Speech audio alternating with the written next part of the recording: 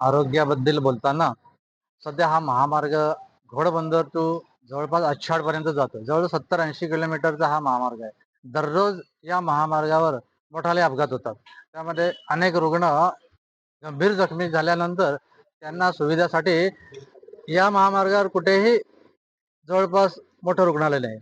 मागे trauma centre मनोरला होणार होतं, पण तेही अजून अर्धवट स्थितीत आहे. त्यामुळे येथील रुग्ण इथे असणारी रुग्णालय जी आहेत, ग्रामीण रुग्णालय, तिथे तज्ञ डॉक्टर नसल्याने अनेक ठिकाणी उपचार नीट मिळत नसल्याने त्यांना गुजरातमध्ये जावं लागतं. कारण मुंबईला न्यायचं झालं तर आणखी 1, 2, 3 तास लागणार. त्याच्यामध्ये रुग्ण दगावतात. त्यामुळे आरोग्य सुविधेकडे लक्ष द्यावं.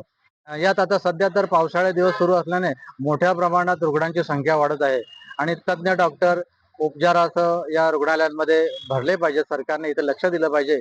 आमची अशी विनंती आहे की रुग्ण सेवा जास्त मोठी चांगली करावी यासाठी प्रशासनाने लक्ष द्यावं.